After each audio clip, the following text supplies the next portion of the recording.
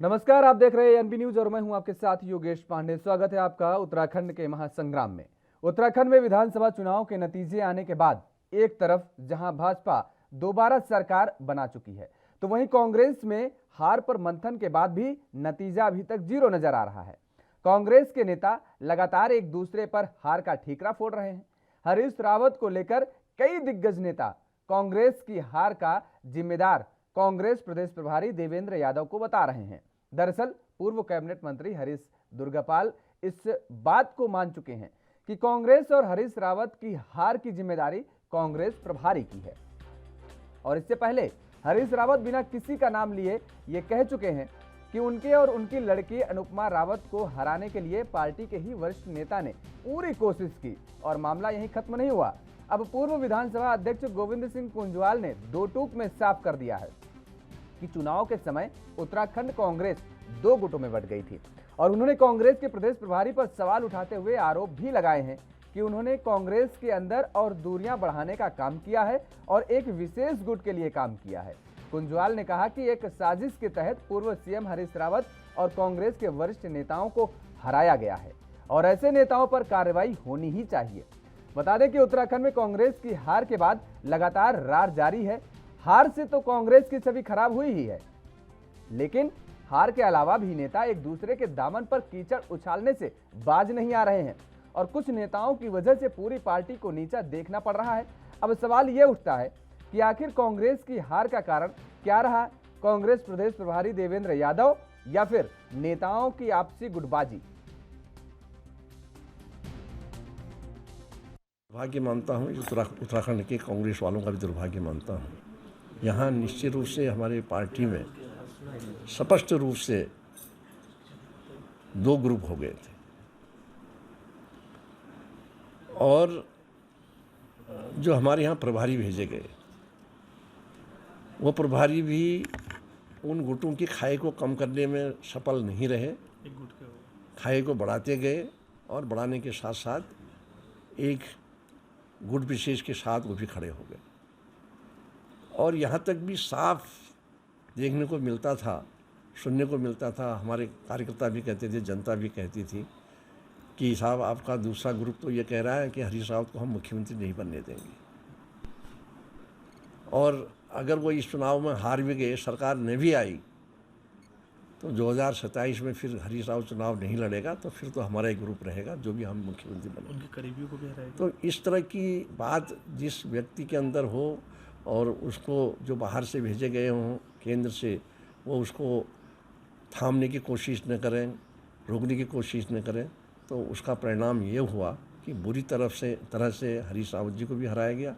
अभी बताया प्रेस को कि सारे कारण हाईकमान के हैं, विशेष रूप से यहाँ के जो प्रभारी थे उनके हैं और लगातार यहाँ ब्लॉक के प्रभारी, विधानसभा के प्रभारी, जिले के प्रभारी, इलेक्ट्रॉनिक मीडिया के प्रभारी, प्रभारियों की जो मार लगी, कार्यकर्ताओं ने अपना काम रोका और प्रभारियों के पीछे लगे रहे। प्रभारियों के पीछे ही उन्होंने अपना ताकत लगाई। तो इसका मतलब ये है कि ये जो एक ड्रामा था हाईकमान का वो फेल हुआ, जिसके कारण उत्तराखंड में कांग्रेस की हार हुई। और मैं व्यक्तिगत रूप से कुछ कहना चाहता हूँ। मैं भी गया था दिल्ली, नेताओं की बात सुनी तो मेरे कुछ समझ में नहीं आया कि किस तरह की भाषा बोली इनकी है। चाहे प्रभारी देवेंद्र यादव जी हों, चाहे वेणुगोपाल जी हों, उनको मैं ज़्यादा कहना नहीं चाहता हूँ, लेकिन ये मेरा शत मानना है कि जो व्यूह रचना की गई कांग्रेस को हराने के लिए और हरीश रावत जी को हराने के लिए, निश्चित रूप से उसमें बहुत बड़ा हाथ हाईकमान का है और विशेष रूप से यहाँ के प्रभारी देवेंद्र यादव जी का है। कांग्रेस में जब तक यहाँ का प्रभारी बदला नहीं जाएगा तब तक यहाँ कांग्रेस में नई जान आने का कोई प्रश्न पैदा नहीं होता। मैं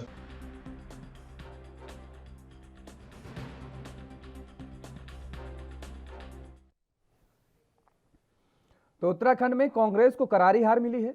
भारतीय जनता पार्टी ने इतिहास रच दिया है और एक बार फिर से सत्ता पर काबिज हो गई है। लेकिन कांग्रेस अभी भी आत्ममंथन नहीं कर पा रही है। कांग्रेस के नेताओं में अंतर्कलह अभी भी लगातार जारी है।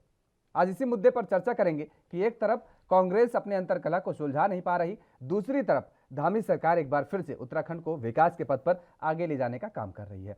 हमारे साथ कुछ मेहमान जुड़े हुए हैं, मौजूद हैं, आपका तारुफ करा देते हैं। शोभा राम है, कांग्रेस के प्रवक्ता हैं, आपका बहुत बहुत स्वागत है शोभा राम जी। सत्यवीर चौहान जी हैं, भारतीय जनता पार्टी के प्रवक्ता हैं, सत्यवीर जी आपका भी बहुत बहुत स्वागत है। दिनेश शक्ति त्रिखा जी हैं, वरिष्ठ पत्रकार के तौर पर हमारे साथ जुड़े हुए हैं। दिनेश जी आपका भी बहुत बहुत स्वागत है। सबसे पहला सवाल शोभा राम जी आपसे ही है, आपकी इतनी करारी हार जो आपने सोचा भी नहीं था और आप दावे के साथ ये कह रहे थे कि सत्ता पर काबिज होने जा रहे हैं, वो हर तरह से कह रहे थे, वो चाहे परिपाटी के रूप में देख लें कि एक बार कांग्रेस और एक बार भारतीय जनता पार्टी, और वो चाहे भारतीय जनता पार्टी के पिछले 5 सालों के काम को लेकर के देख लें। आप लगातार इस बात का आरोप लगाते रहे हैं कि भारतीय जनता पार्टी ने उत्तराखंड में कुछ नहीं किया है, केवल मुख्यमंत्री बदलने का काम किया है। लेकिन उत्तराखंड की जनता ने आपको सिरे से नकार दिया। बावजूद इसके अभी आप लोग आत्ममंथन करने के बजाय आपस में ही सिर फुटअव्वल कर रहे हैं।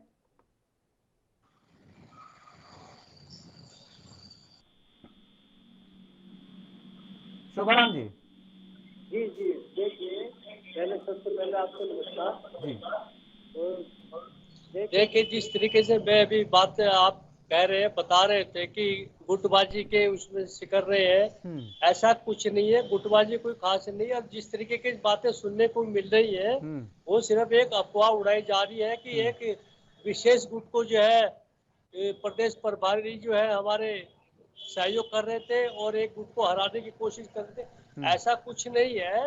प्रदेश प्रभारी को यहाँ जो बनाकर भेजा गया है, सिर्फ यहाँ पे चुनाव लड़ाने के लिए भेजा गया था। चुनाव उनके उसमें हुआ है, लेकिन उनको इसलिए नहीं भेजा गया था कि वो यहाँ चुनाव हरवाने आए हैं।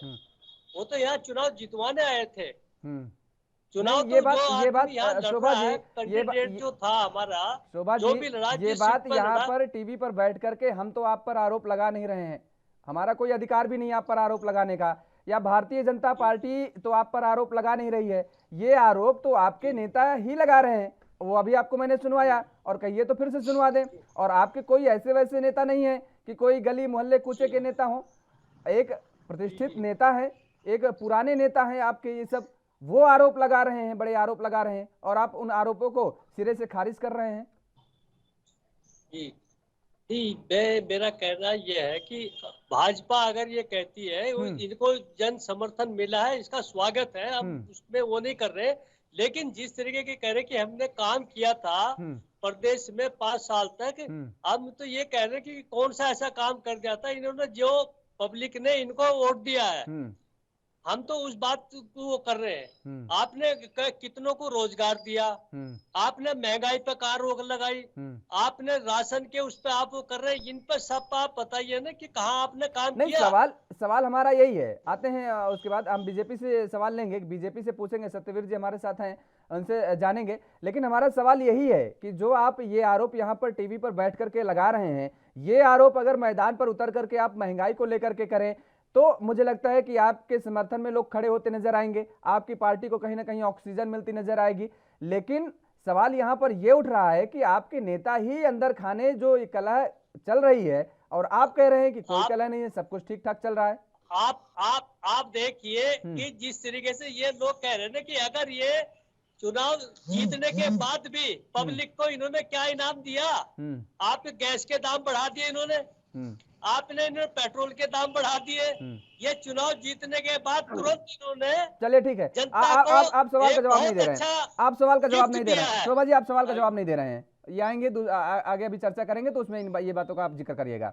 सवाल मेरा कुछ और था, आप सवाल का जवाब नहीं दे रहे हैं। सत्यवीर सिंह जी, आपको तो काफी राहत मिलती नजर आ रही होगी, क्योंकि जिस विपक्ष को जनता की आवाज बनकर के आपके सामने खड़े होना चाहिए था, जिस विपक्ष को आपके सामने सरकार को यानी घेरने की कोशिश करनी चाहिए थी, सरकार की शुरुआती दौर से ही महंगाई बढ़ती चली जा रही है। ये आप भी देख रहे हैं, हम भी देख रहे हैं और सभी लोग जान रहे हैं।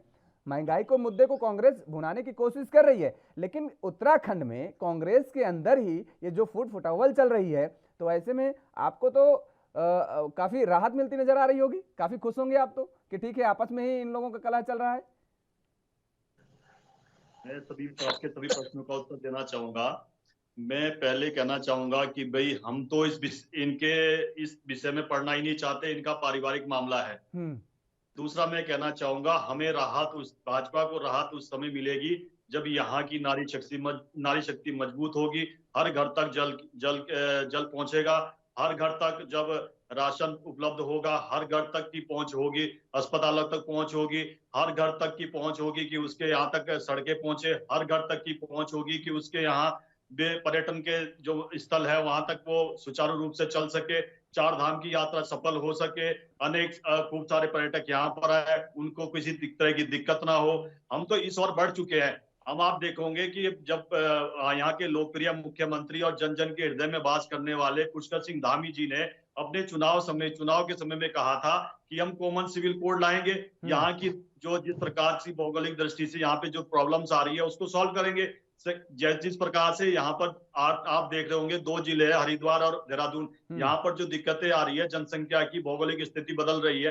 कॉमन सिविल कोड का मतलब सभी को एक समान तरीके से देखा जाएगा, सभी को एक समान कानून होगा।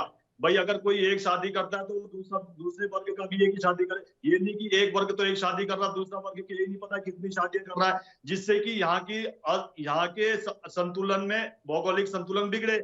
भाई यहाँ की इसीलिए उसने हम तो वो भी बोल दिया, उस पर पहली मंत्रिमंडल की बैठक में हमने उस पर निर्णय ले लिया और मुख्यमंत्री जी ने मीडिया को जब प्रेस करी तब वहां पे बोला कि विभिन्न सामाजिक संगठन के जो इस तरीके के जानकार है, जुडिशरी है, उनके साथ मिलकर काम करेंगे और काम शुरू हो चुका है तीव्र गति से।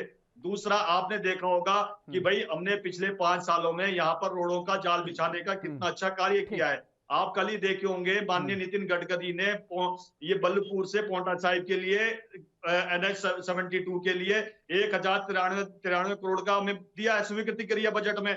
तो हम तो इस ओर बढ़ चुके हैं। अब वो जो रोड बनेगा नेशनल हाईवे, आगे चल रहे हैं सत्यवीर जी, फिलहाल वक्त तो चला एक छोटे से ब्रेक का, आएंगे और दिनेश जी से जानेंगे कि आखिर उत्तराखंड में जिस तरह से कांग्रेस के अंदर खाने ये कलह चल रही है, कांग्रेस के लिए कितना ये फायदा होगा या नुकसानदेह होगा, ये आने वाला वक्त बताएगा, क्योंकि दिनेश जी उत्तराखंड की सियासत को जमीनी तौर पर मुझे लगता है बखूबी समझते होंगे। और फिलहाल यहाँ पर एक ब्रेक के लिए रुकते हैं, ब्रेक के बाद फौरन हाजिर होते हैं।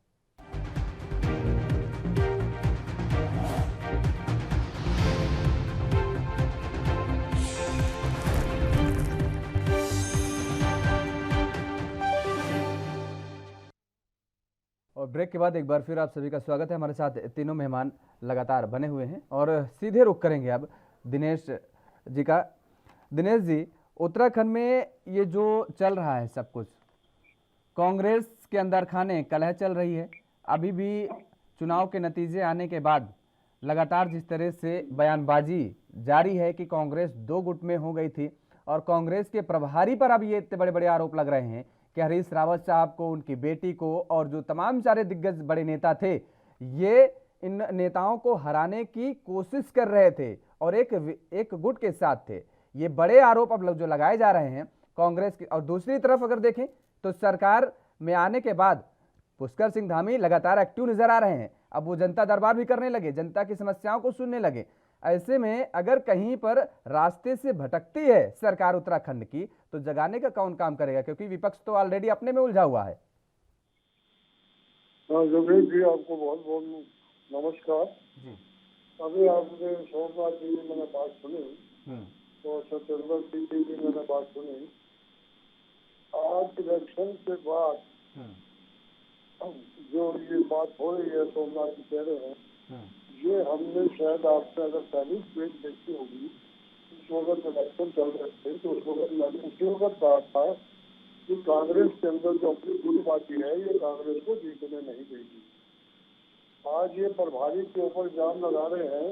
पहले एक बारी के साथ चलकर हरीश रावत जी की बातों में आकर रावत जी ने जो कैंडिडेट डिसाइड किए उसके ऊपर बड़े गर्व से कहते थे कि कितना कम बना सकते, लेकिन उसको जो कांग्रेस के अंदर लड़ाई शुगर चल रही है, तो टिकट बांटने में गिरावट की गई है।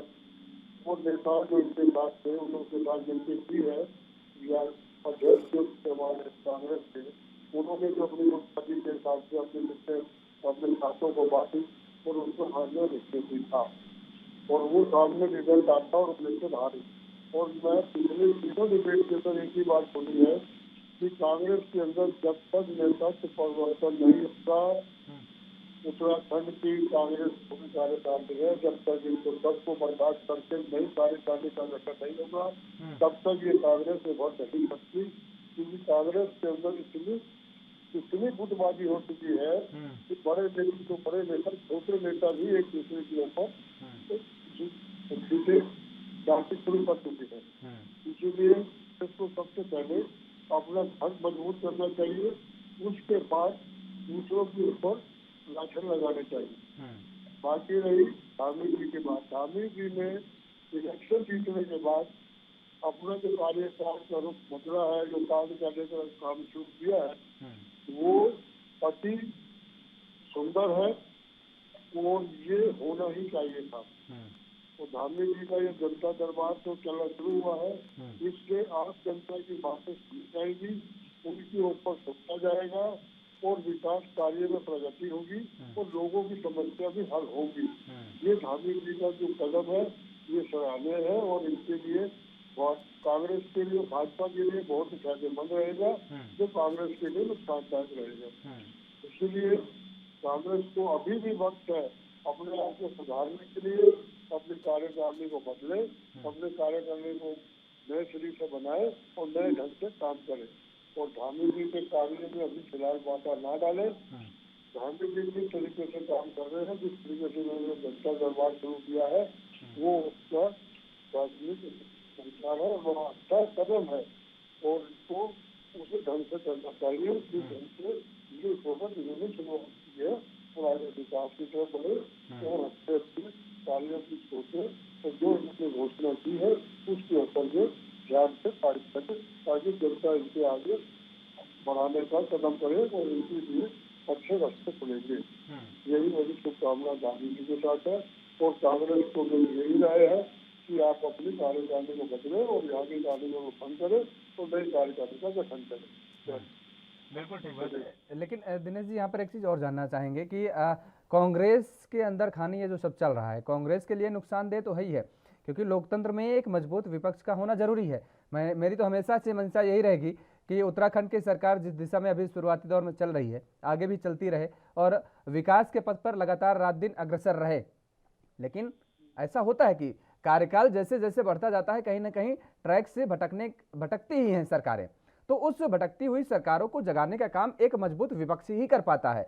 तो ऐसे में कांग्रेस अगर आपसी कलह से ही जूझती रहेगी, वो सरकार अगर कहीं भटकती है उसको नहीं देख पाएगी, तो कांग्रेस के लिए नुकसान है, लेकिन उत्तराखंड वासियों के लिए कितना नुकसानदेह साबित हो सकता है?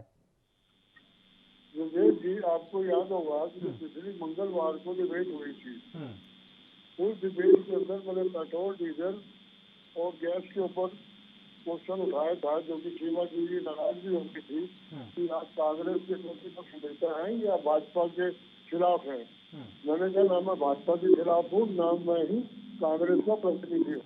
मैं महंगाई के बारे में बोल रहा हूँ, महंगाई सबके लिए है, चाहे वो गरीब है, चाहे वो अमीर है, चाहे वो कांग्रेस है, चाहे वो भाजपा है। जैसा कि अभी आपने कहा कि प्रतिपक्ष नेता होना है, प्रतिपक्ष नेता के हाथ में उनसे डीजल और पेट्रोल तो कांग्रेस के साथ बुढ़िया कांग्रेस के दिमाग में आई गई है जिला प्रशासन के सामने 3,000 के साथ आंदोलन किया है, उसके गुजारे के खिलाफ बोले, अच्छी बात है। लेकिन इनकी किसी तरीके से कार्यकारिणी अब चल रही है, जिस तरीके से काम कर रहे हैं, ये तो नेता प्रतिपक्ष बोलने की तैयारी में भी नहीं है। ये अपने दिमाग से कोई काम नहीं करना चाहते भाजपा नेता। इधर हरीश रावत जी का रुख अलग है और जिला अध्यक्ष शर्मा जी, शर्मा जी जिला अध्यक्ष काम कर रहे हैं। लेकिन नेता प्रतिपक्ष ये जो गवर्नमेंट खुद जो आता है, सोनिया गांधी जी है या राहुल जी है, इनको सोचना चाहिए। इनका तो वही काम है, चलो हम तो बर्बाद हुए, लोग तुमसे क्यों मानो। मन में तो जैसा हो रहा है, अपने सोमनाथ जी प्रभारी के ऊपर जब लगाने के उन्होंने कांग्रेस के नेताओं को हराने का काम किया, अगर उन्होंने हराने का काम किया तो इलेक्शन से पहले नहीं दिखाई दे रहा था वो क्या कर रहे। इस बात को सोचना इनका काम था ना। नेता प्रतिपक्ष अगर नेता प्रतिपक्ष बनवाना चाहते हैं या विपक्ष की बात करना चाहते हैं तो अपने अंदर गुटबाजी ना बनाए ना, एक बनाए। गुटबाजी तो खुद बना रहे हैं, एक दूसरे के तोड़ फोड़ रहे हैं, एक दूसरे के खिलाफ बोल रहे हैं, इल्जाम दूसरों में लगा रहे हैं, जबकि इनके खुद के अंदर कोई सुचारू अच्छा नेता ही कोई नहीं है तो समझ सके। हर आदमी अपने अपनी घबरी रह रहा है, और हर आदमी अपनी अपनी बातें सुना रहा है, हर आदमी अपनी आत्माओं को देख रहा है जो उनके खास बड़े नेता है, तो जब वो बड़े नेता को देने को तैयार ही नहीं। इसलिए हरीश रावत जी को फौरन इस्तीफा देना चाहिए और नए नेता के लिए वो चाहे कि नए नेता चुने, नए तरीके का पार्टी का गठन करे और ये 5 साल के लिए अगर कुछ कर सकते हैं तो, नहीं तो इनका हर भी वही होगा जो आम पार्टी का भी हुआ आज की 2 दिनों में। शोभाराम जी, आपने देखिए सुना कि, और ये तो सच है ना कि आप बताइए आपके यहाँ एक नेता का चुनाव नहीं कर पा रहे हैं कि किसके नेतृत्व में हमें जनता की आवाज़ को उठाना है और किसके पीछे हमें चलना है, किसकी आवाज़ के साथ हम अपनी आवाज़ को बुलंद कर सकें।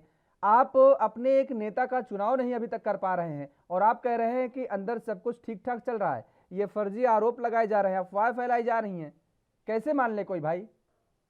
आप देखिए पांडे जी, मैं ये आपको अवगत कराना चाहता हूँ।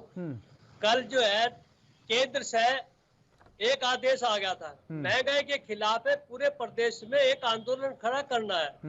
अब कोई जगह कोई विधानसभा ऐसी नहीं थी, आपने देखा होगा कि बड़ी विपक्ष की भूमिका निभाई, पेट्रोल पे, गैस पे बढ़ते हुए दामों पे, इसके खिलाफ जो है बड़ी आवाज उठे, पूरे प्रदेश में आंदोलन हुआ। ऐसा नहीं, कांग्रेस इकट्ठी है, एकजुट है और विपक्ष की अच्छी तरह भूमिका निभाई है। आपने विधानसभा में भी देखा, सब एकजुट थे, महंगाई के खिलाफ भी और उसके पेट्रोल के खिलाफ भी जो आवाज उठाई और बेरोजगारी के खिलाफ भी सब एकजुट थे। कांग्रेस में से कोई गुटबाजी नहीं। लेकिन मैं आपको ये भी बता देना चाहता हूँ कि हमारा प्रदेश अध्यक्ष और नेता प्रतिपक्ष का चयन भी बहुत ही शीघ्र होने वाला है। आप देखते हैं हर चीज की एक प्रक्रिया होती है, केंद्र जिसके बहुत ही शीघ्र जो है इन नामों की घोषणा करने वाला है, इस पर मंथन चल रहा है। अरे मंथन कब तक चलाएंगे भाई? अब ये कह दीजिए, एक सेकंड सुन लीजिए शोभा जी, अब ये कह दीजिए नेता सदन नहीं रहेगा। भारतीय जनता पार्टी ये कह देती कि नेता सदन नहीं रहेगा, सभी लोग आवाज उठाएंगे, सभी लोग विकास की बात करेंगे, ये कोई बात हुई क्या भाई? अगर सभी भारतीय जनता पार्टी के सभी विधायक वहां पर मौजूद रहेंगे, सुन लीजिए, और ये कह दिया जाए कि नेता सदन का चुनाव नहीं होगा और अंदर सदन सत्र चलेगा, उसमें सभी लोग, सभी विधायक जो होंगे वो आवाज उठाएंगे, विकास की बात करेंगे, आप तो ऐसी बात कह रहे हैं। नेता सदन जब है तो नेता प्रतिपक्ष क्यों नहीं होगा भाई? आप एक चुनाव तो करिए कि किसके नेतृत्व में आप जनता की आवाज उठाएंगे, किसके नेतृत्व में आप चलेंगे। ये बात तो ठीक है कि आप सरकार को घेरने का काम कर रहे हैं लगातार, यही तो होड़ मची है कि हम बने नेता प्रतिपक्ष की, हम बने, होड़ तो इसी बात की लगी हुई है। आप नहीं, उसमें कोई और नहीं, नेता प्रतिपक्ष का चयन बहुत ही शीघ्र होने वाला, आप देखते रहिए, जल्दी इसका नाम की घोषणा हो जाएगी। क्योंकि अभी इतना है ना, कुछ सदन में अभी सदन चलेगा, आपको नेक्स्ट सदन में जैसे भी होगी 2-4 दिन के अंदर अंदर ये आपको नेता प्रतिपक्ष मिल जाएगा। आज में इससे कोई बात नहीं, कोई झगड़ा नहीं है। चलिए, मेरी तो शुभकामनाएं हैं आपको कि जल्द से जल्द आप नेता प्रतिपक्ष जिनके नेतृत्व आप जो है देखिए, नेता प्रतिपक्ष के में हमारे प्रीतम सिंह जी ने पूरा अच्छा विपक्षी भूमिका निभाई है, ऐसी बात नहीं है। नाम तय है, उसमें घोषणा हो जाएगी, सब एकजुट है, उसके नाम की घोषणा होनी बाकी है, इसमें कोई दिक्कत नहीं है। अच्छा, हरीश रावत जी ने कैसी चुनाव के समय भूमिका निभाई है? प्रीतम जी का तो आपने कह दिया, जिक्र कर दिया कि उन्होंने बढ़िया भूमिका निभाई है। हरीश रावत साहब ने कैसी भूमिका निभाई है चुनाव के दरमियान, चुनाव को लेकर? हरीश रावत जी ने जो चुनाव लड़ा, अपने अच्छा चुनाव लड़ा उन्होंने लाल कुआं में, उसमें क्या दिक्कत है? नहीं, केवल लाल कुआं, पूरे उत्तराखंड में उनके नेतृत्व में चुनाव लड़ा गया, पूरे उत्तराखंड में उनके नेतृत्व में चुनाव लड़ा गया ना। आपने जो चुनाव कैंपेन कमेटी के चेयरमैन थे और उन्होंने अच्छा चुनाव लड़ा अपनी विधानसभा में, उसमें कोई लेकिन कहने की कोई बात ही नहीं है। तो टिकट नहीं, आप क्या कह रहे हैं? उसको टिकट उनको टिकट हराने बेचने के वाला जो कौन? आरोप लगे उन अरे पर, वो इतने टिकट बेचने के जो उनको आरोप टिकट लगे, देने अरे वाला सुन लीजिए कौन होता? शोभा जी, सुन उनको लीजिए, टिकट बेचने के जो आरोप लगे उन पर, उससे आप कितना इत्तेफाक रखते हैं?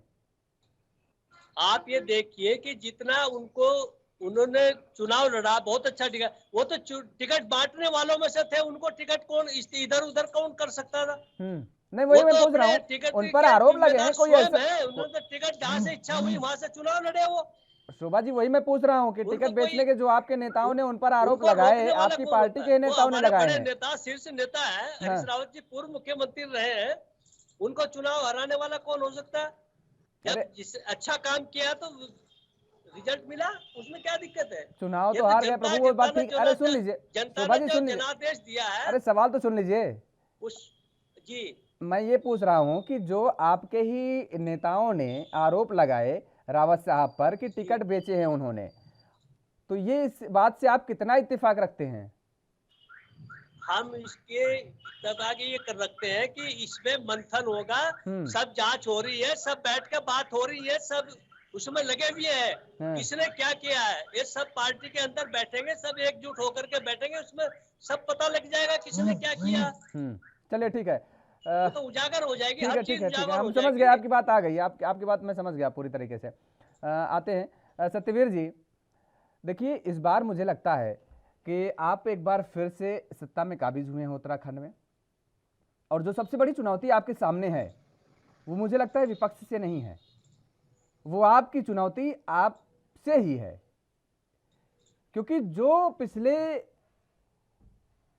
5 सालों में भारतीय जनता पार्टी जिन कामों को लेकर के नहीं कर पाई, आगे नहीं बढ़ पाई है, उन कामों को लेकर के अब उत्तराखंड में आपको आगे बढ़ना होगा। और उत्तराखंड की जनता ने आप पर विश्वास जताया है। जो मिथक था, उस मिथक को उत्तराखंड की जनता ने तोड़ दिया है कि एक से दूसरी बार कोई सत्ता में रिपीट नहीं होता है, मुख्यमंत्री दूसरी बार वो चेहरा नहीं बन पाएगा। धामी साहब दूसरी बार उत्तराखंड की कमान संभाल रहे हैं, तो मुझे लगता है कि आपको सबसे बड़ी चुनौती अपने आप से है, और है तो कितनी बड़ी चुनौती आप खुद मानते हैं इस बात को स्वतः? मैं आपको कहना चाहूंगा, विकास एक सतत प्रक्रिया है और हम उस प्रक्रिया में बढ़ चुके हैं। पिछले 5 सालों में हमने बहुत सारे ऐसे कार्य किए हैं जिससे जन सरोकार बढ़ा है और लोगों को सुगमता प्राप्त हुई है। आपने देखा होगा, जब विश्व की सबसे बड़ी महामारी है तो उत्तराखंड भी उससे अछूता नहीं रहा, उत्तराखंड में भी उससे बहुत हानि हुई है। मगर जिस प्रकार से उस समय हमारा सरकार का दायित्व होना चाहिए था, काम करने का तरीका होना चाहिए था, हम उसमें पूर्णतः हम सफल हुए। हमने जिसको जो जरूरतें थी, जिसको और मान हमने रसोई के माध्यम से, अनेक एनजीओ के माध्यम से कार्य करने का काम किया। अगर किसी को दवाई की जरूरत थी या किसी को दूध की जरूरत थी, अन्न की जरूरत थी, जिस तरह की भी जरूरत थी, उसको ऑक्सीजन की थी, एम्बुलेंस की जरूरत थी, हमने सरकार के माध्यम से और संगठन के माध्यम से हर स्तर पर कार्य किए। और जिसकी तारीफ हमने नहीं, हमारे जो विरोधी दल है वो भी कैमरे के पीछे बैठ के बोलते थे कि बहुत अच्छा कार्य इस सरकार ने किया। कांग्रेस तो उस समय भी लापता थी, पता ही नहीं कहां थी। दूसरा, उसके बाद हमने उस समय अनेक कार्यकर्ताओं को भी खोया। आपने देखा होगा, डबल इंजन की सरकार ने पिछले 5 सालों में रोडों के लिए कितना अच्छा कार्य किया। यहाँ आप देखो, चार धाम ऑल वेदर रोड किस प्रकार बनी है, देहरादून से हरिद्वार की जो रोड बनी है किस प्रकार से बनी है। सब हमने कुंभ में कितना अच्छा कार्य किया। हमने यहाँ पे महालक्ष्मी योजना के अंतर्गत गर्भवती महिलाओं के लिए कितने 50,000 से ज्यादा को लाभान्वित किया है। कोविड के समय जो वात्सल्य योजना हमने चलाई थी, वो उसका एक ही अर्थ था कि भाई जो अपने माँ बाप को खो चुके हैं, जिनके पास अब सहारा नहीं है, उनके लिए हमने बीड़ा उठाया कि भाई उनको किस प्रकार से उनके जीवन को कोई किस तरह की हानि ना हो आने वाले समय में। तो उनकी पढ़ाई के लिए भी हमने चिंता करी है, उनके नौकरी के लिए भी हमने चिंता करी है। हमने पिछले 5 सालों में अनेक कार्य किए, मगर उन्हीं कार्यों को आगे कैसे ले जाना है उसका आपने देखा होगा। महामहिम राज्यपाल ने जब विधानसभा के पटल पर अपना अभिभाषण दिया, तो उसमें पूरे 5 साल की एक रूपरेखा सरकार को बताई कि सरकार को कैसे चलना चाहिए और पिछले 5 सालों में कौन कौन से कार्य करने को रह गए। जिस प्रकार से पर्यटन के क्षेत्र में आप आज देख रहे होंगे, जिस प्रकार से ऑल वेदर रोड बनी है, तो वहां पर आप देखोगे उत्तराखंड के पर्यटन के लिए अनेक ऐसे स्थल है जो विश्व विख्यात है। तो वहां पर लोगों ने अपने रेस्टोरेंट खोले हैं, किसी ने झील का कार्य किया है, किसी ने मत्स्य पालन का काम किया है, तो आप देखो रेस्टोरेंट में आज यहाँ का 3 नागरिक कार्य कर रहा है, 4 आदमी को रख रहा है, आर्थिक रूप से मजबूत हो रहा है। दूसरा आपने देखा होगा मुख्यमंत्री जी ने जिस प्रकार बुजुर्गों की अभी पेंशन बढ़ाई है, उससे उनके जीवन को कितना लाभ मिलेगा वो आप सब समझ सकते हो। क्योंकि कांग्रेस तो इसको समझ नहीं सकती है, क्योंकि उन्होंने तो 2G 3G 4G जीजा जी दामाद जी के पीछे इतने जीरो देके हैं कि उनको तो इससे मतलब ही समझ नहीं आएगा। मगर हमारे दुर्गम क्षेत्रों में रह रहे बुजुर्गों को इससे आर्थिक लाभ से बहुत फायदा मिलेगा। दूसरा मैं कहना चाहूंगा, अभी इन्होंने इस पहले सेशन में हमारे ऊपर कुछ आरोप लगाए कांग्रेस ने, मगर मैं उन चीजों में नहीं पढ़ना चाहता था। भाई कांग्रेस को तो आज इस स्थिति में पहुंच गई है कि वो चुनाव की स्थिति से बाहर ही नहीं निकल रही है। एक ऐसा सदमा यहाँ की जनता ने दिया है कि वो सदमे से बाहर नहीं निकल रही है। एक दूसरे के ऊपर आरोप लगाने में है, कहीं कभी कुंजवाल लगाते हैं, कभी हरीश रावत लगाते हैं, कभी अनुपमा लगाती है, कभी प्रीतम सिंह लगाते हैं, कभी गोदियाल जी लगाते हैं। आप स्थिति इनकी ये हो चुकी है कि नेता प्रतिपक्ष नहीं दे पा रहे। मैं इनको चैलेंज के साथ कहता हूं कि ये हरीश रावत को प्रीतम सिंह को साथ बैठा ले और नेता प्रतिपक्ष का चुनाव करे। नेता प्रतिपक्ष सदन के अंदर बहुत जरूरी होता है, जो सरकार के अगर कोई कमियां रह जाती है तो उसको इंगित करे, प्रश्न चिन्ह लगाए। मगर इनकी आज ये स्थिति है कि ये नेता प्रतिपक्ष का चुनाव नहीं कर रहे। उत्तराखंड की जनता के साथ ये फिर से वो उस दिशा में जा रही है जो पिछले 5 सालों में गई थी। दूसरा, आज कांग्रेस की स्थिति ये इसलिए हो रही है कि बिना प्रदेश अध्यक्ष की कांग्रेस है। बात रखे तो रखेगा, जो बात परिवार के अंदर रखनी चाहिए थी वो सड़कों पे आ रही है। आज इनका कार्यकर्ता इतना ठगा महसूस कर रहा है, जो दिन रात पार्टी को मजबूत करने में पसीना बहाता है, खून बहाता है। अगर आज उसके अंदर इतनी अपने को ठगा महसूस कर रहा है कि भाई हमारे साथ क्या हो रहा है। मैं तो यही कहना चाहूंगा, कांग्रेस को प्रदेश अध्यक्ष भी दीजिए जिससे कांग्रेस को कुछ काम करे। और महंगाई तो यहाँ कोई मुद्दा ही नहीं है। ये महंगाई का मुद्दा इसलिए उठा रहे हैं क्योंकि चुनाव के समय इन्होंने मुस्लिम यूनिवर्सिटी का मामला उठाया था। आज उसको जब उसने मुस्लिम यूनिवर्सिटी का मुद्दा उठाया, पैसे देकर उठाया, उसने बोला ठीक है, आपकी बात आ गई सत्यवीर जी, आपकी बात आ गई। रुकिए, आपकी बात आ गई। महंगाई मुद्दा है ऐसा नहीं है, महंगाई मुद्दा है। रुक जाइए, आपको पूरा मौका दिया हूं, अब सुन लीजिए। मैंने दरअसल ऐसे नहीं कह दिया है, हवा में कोई बात नहीं कह दी है कि आपके लिए आपके सामने आप खुद चुनौती हैं। हवा में मैंने तीर नहीं छोड़ दिया है। आपने सुन लीजिए सत्यवीर जी, सुन लीजिए, धैर्य रखिए। जिन सड़कों का आप जिक्र कर रहे हैं गडकरी साहब के नेतृत्व में, इसमें कोई शक नहीं है कि गडकरी साहब के कामों पर सवाल उठाया जा सके। विपक्ष भी इसकी सराहना करता है, लेकिन उत्तराखंड में आज भी दूर दराज बसे गांवों की कनेक्टिविटी जो है वो मेन सड़कों से नहीं हो पाई है। आज भी ऐसे हालात उत्तराखंड में देखने को मिलते हैं कि जब कोई प्रसूता महिला को ले जाना होता है तो आज भी पगडंडियों से चारपाई के सहारे उसे ले जाया जाता है, और इस बात से मुकरा नहीं जा सकता, नकारा नहीं जा सकता। सत्यवीर जी, आप भी नहीं नकार सकते हैं। तो इसलिए हम कह रहे हैं उत्तराखंड की जो सरकार है उसके लिए सबसे बड़ी चुनौती ये है, नेशनल हाईवेज को आप छोड़ दीजिए, वो जो कनेक्टिविटी हो रही है बहुत शानदार हो रही है, उसकी सभी सराहना कर रहे हैं। उत्तराखंड की सरकार उत्तराखंड में जो कनेक्टिविटी गांव ग्रामीण क्षेत्रों में करनी है उस पर ध्यान देने की बहुत जरूरत है, और ताकि इसकी स्वास्थ्य सुविधाओं में भी बेहतरी आएगी। और उसके बाद जो लोगों को परेशानियों का सामना करना पड़ता है, एम्बुलेंस नहीं पहुंच पाती हैं, उसमें भी कहीं ना कहीं आपको राहत मिलती नजर आएगी। बहुत महत्वपूर्ण सुझाव भी और प्रश्न भी है। मैं आपको कहना चाहूंगा, अभी भी बहुत सारे गांव दुर्गम क्षेत्र ऐसे हैं जहां तक रोड नहीं पहुंची है, मगर हमारा संकल्प है प्रत्येक गांव तक रोडें पहुंचे। जब श्रद्धेय अटल बिहारी वाजपेयी थे, इस राज्य का गठन किया उन्होंने, आपने देखो किन परिस्थितियों में बनाया, विशेष राज्य का दर्जा दिया, विशेष औद्योगिक पैकेज दिया। इन दोनों को खत्म किसने करवाया? कांग्रेस ने करवाया। उन्होंने यहाँ के देखा कि भाई यहाँ के लिए कुछ अलग से होना चाहिए, तो प्रधानमंत्री सड़क ग्रामीण योजना के तहत इन्होंने यहाँ को उत्तराखंड को अनेक महत्वपूर्ण बजट दिया, और उसके तहत आज अनेक गांव जुड़ रहे हैं। मैं आपकी बात को स्वीकार करता हूँ कि अभी भी बहुत से गांव हैं जहां तक अभी रोडें नहीं पहुंची है। मगर मैं आपने स्वास्थ्य की बात करी, हमारी ही सरकार में 108 एम्बुलेंस आई। आपको मैं आज तक का आंकड़ा लगभग बता देता हूँ, 3 लाख महिलाएं ऐसी, गर्भवती अरे महिलाएं जब ऐसी सड़कें है होंगी नहीं, जिन्होंने एम्बुलेंस से जिनके पहुंच नहीं जीवन की रक्षा पाएंगी, हुई है। तो वो जब सड़कें होंगी नहीं, एम्बुलेंस से पहुंच नहीं पाएंगी ग्रामीण क्षेत्रों तक, तो उन एम्बुलेंस 108 का क्या करेगी जनता उत्तराखंड की? मैं पूरा कर लेता हूँ उसका। हाँ। मैं पूरा कर लेता हूँ अपने जवाब में। देखो, मैंने आपके बात को सभी करा है कि अभी प्रत्येक गांव तक नहीं पहुंची, मगर जहां तक पहुंच है वहां तक एम्बुलेंस जा रही है। 3 लाख तक महिलाओं को हमने, जो गर्भवती महिलाएं हैं, उनके जीवन को बचाया है। और ये 108 उन्हीं के लिए नहीं यूज हो रही है, उनके लिए भी यूज हो रही है जो विभिन्न बीमारियों से ग्रस्त होते हैं और तत्काल उनको इसकी आवश्यकता होती है।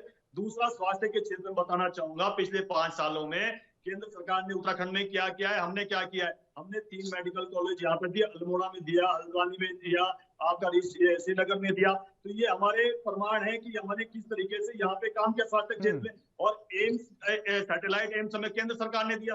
तो हमने इसीलिए यहाँ कहा था कि डबल इंजन की सरकार उत्तराखंड के लिए क्यों जरूरी है। देखो, यहाँ के हमने बनाए मेडिकल कॉलेज, सेंटर से हमको मिला एम्स, तो ये यहाँ के लिए। दूसरा, ये महत्वपूर्ण हमने कार्य किया। आने वाले समय में हम ये करेंगे, अपना प्रयास करेंगे कि प्रत्येक जिले में एक मेडिकल कॉलेज खुल सके, जिससे कि पहाड़ के लोगों को, मैदान के लोगों को किसी तरह की कोई दिक्कत ना हो स्वास्थ्य से संबंधित। दूसरा, आपने इस बात को भी ध्यान रखना होगा, अटल आयुष्मान के तहत आप देख रहे हो कितने परिवारों को आज कितना स्वास्थ्य लाभ मिला, कितना आसानी से लाभ मिला है। पहले जिनको अपने बीवियों के जेवरात रखने पड़ते थे या अपनी देखिए, अच्छी बात है, सराहनीय कदम है, उसकी सराहना की जा रही है। जो सरकार अच्छा काम कर रही है उसकी सराहना की जा रही है, उसमें कोई कमी नहीं है। जो लेकिन जहां पर आवश्यकता है काम करने की, उस और इंगित भी किया जाएगा। हालांकि ये काम विपक्ष का होता है, विपक्ष अभी सो रहा है, कोई बात नहीं, ठीक है। आते हैं, विपक्ष है ही नहीं, ठीक है, सत्यवीर जाएंगे आपके पास, प्रतिपक्ष नहीं चुन पा रहा है, प्रदेश अध्यक्ष नहीं चुन पा रहा है, तो विपक्ष कहाँ है? आ गई आपकी बात। दिनेश जी, क्या ये सच नहीं है कि इस बार इस कार्यकाल में भारतीय जनता पार्टी के सामने विपक्ष की कोई चुनौती नहीं है? अगर चुनौती है तो भारतीय जनता पार्टी की सरकार को खुद से खुद की चुनौती है। क्या ये कहना गलत होगा क्या? ये कहना आपकी बिल्कुल सही है कि भाजपा को इस वक्त जो है विपक्ष की कोई चुनौती नहीं है, विपक्ष के पास कोई नेता ही नहीं है। विपक्ष के पास कोई नीति भी नहीं है, कोई नेता भी नहीं है और कोई मुद्दा ही नहीं है, सही पूछो तो। इस वक्त तो भाजपा को अपनी चुनौती अपने आप ही बर्दाश्त करनी पड़ेगी।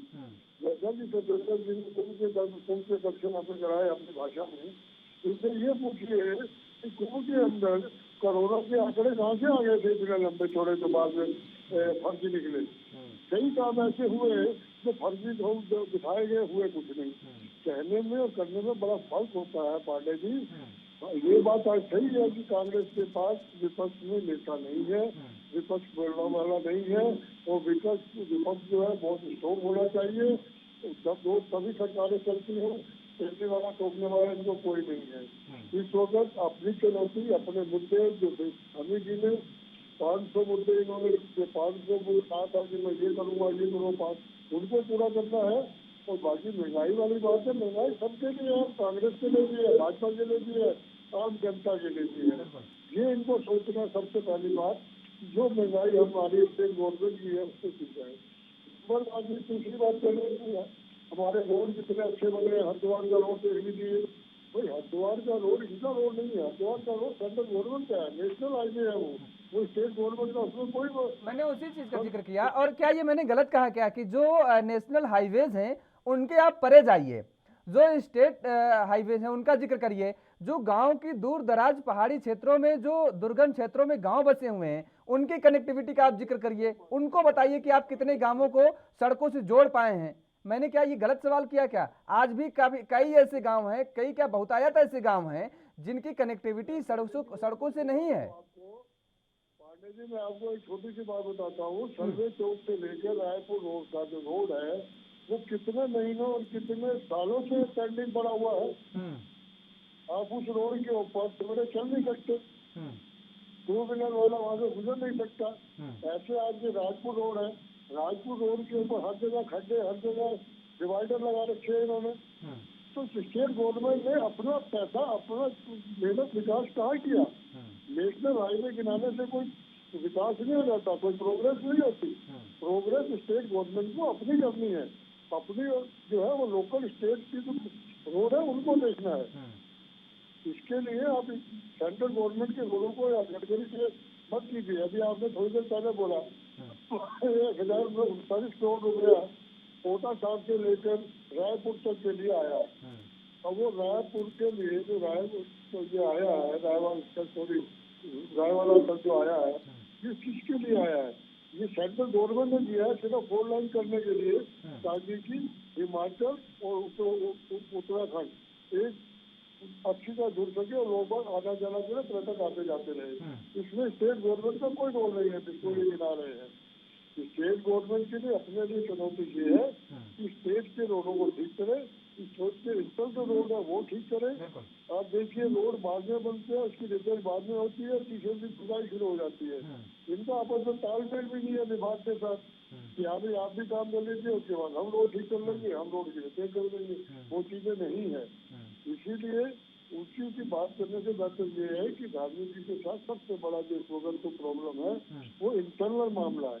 इंटरनल मामला जब तक हम ठीक नहीं करेंगे, सेंट्रल गवर्नमेंट के गाने ना गाए, स्टेट गवर्नमेंट अपना वर्क दिखाए, अपना विकास दिखाए, अपना संकल्प दिखाए। मेरा इनसे यही रिक्वेस्ट है कि उत्तराखंड की जनता को उत्तराखंड का अपना रूप दिखाएं। अब आज देखिए श्रीनगर से लेकर ऊपर तक जाने के लिए प्रक्रिया है, सुवारी गाँव जाने तक की प्रक्रिया रोड बने हुए हैं जो बहुगुना की थे, उसके बाद कुछ नहीं हुआ उनके पास। इधर टेरी उत्तरकाशी में चले जाइए, सारे रोड टूटे फूटे पड़े हैं, कोई देखने वाला नहीं है उनको। किन चीजों को उनको देखना है? State government. त्रिखा जी, मुझे उम्मीद है कि आपकी बात को जो है हमारे साथ बैठे हुए हैं सत्यवीर जी, ये आपकी बात को सरकार के कानों तक पहुंचाएंगे, क्योंकि ये भारतीय जनता पार्टी का पक्ष रख रहे हैं, भारतीय जनता पार्टी के प्रवक्ता हैं। और सरकार को मैं जो कह रहा हूं कि चुनौती है वो दूर अपने आप से ही सरकार कर पाएगी। फिलहाल वक्त हो चला एक छोटे से ब्रेक का, ब्रेक के बाद फौरन हाजिर होते हैं।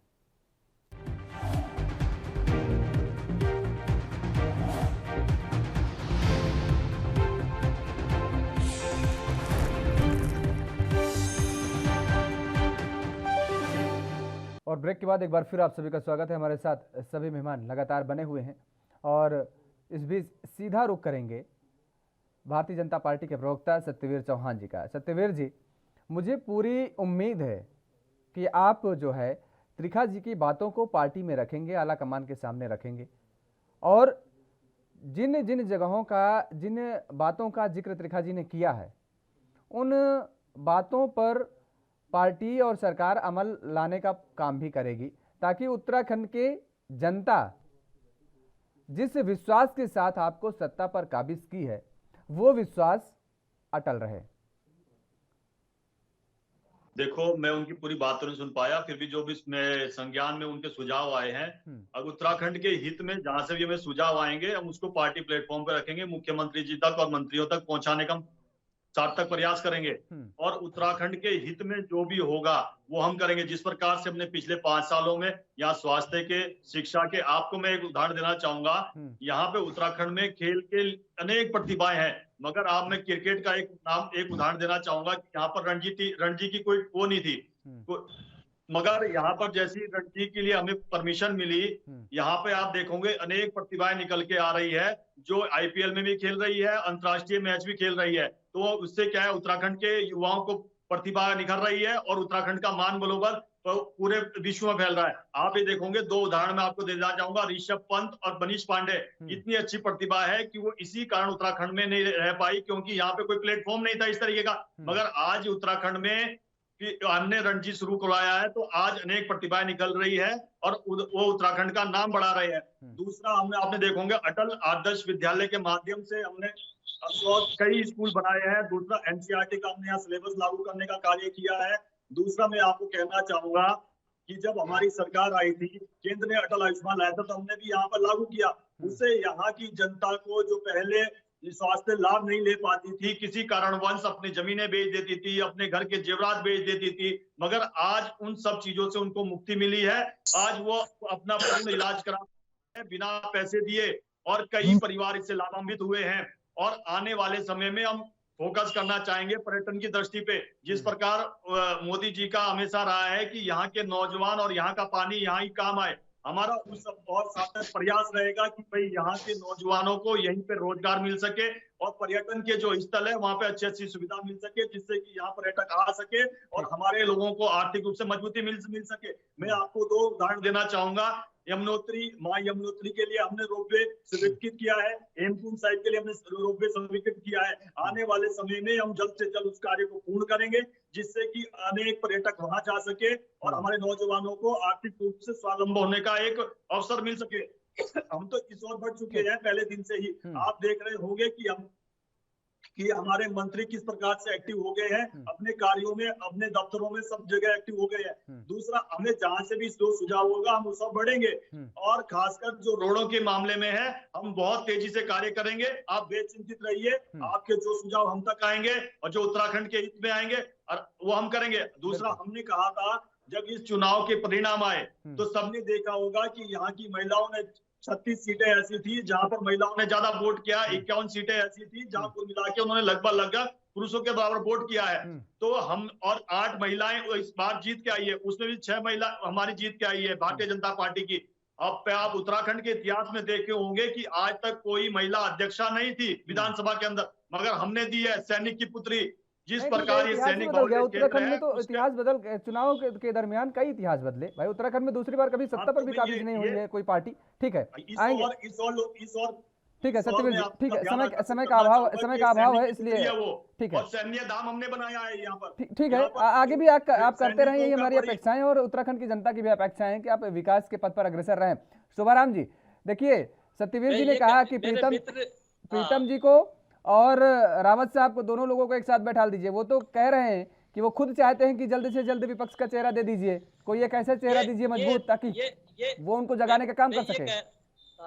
मैं ये कह रहा हूँ, ऐसी कोई बात नहीं, ये तो हमारा घर का मामला है, ये जल्दी आपको विपक्ष का नेता मिल जाएगा। आश्वासन दे दीजिए सत्यवीर जी को, आश्वासन दे दीजिए, आश्वस्त कर दीजिए, कब तक दे पाएंगे, आश्वस्त कर दीजिए सत्यवीर जी को। जल्दी मिल जाएगा, 2-4 दिन के अंदर मिल जाएगा।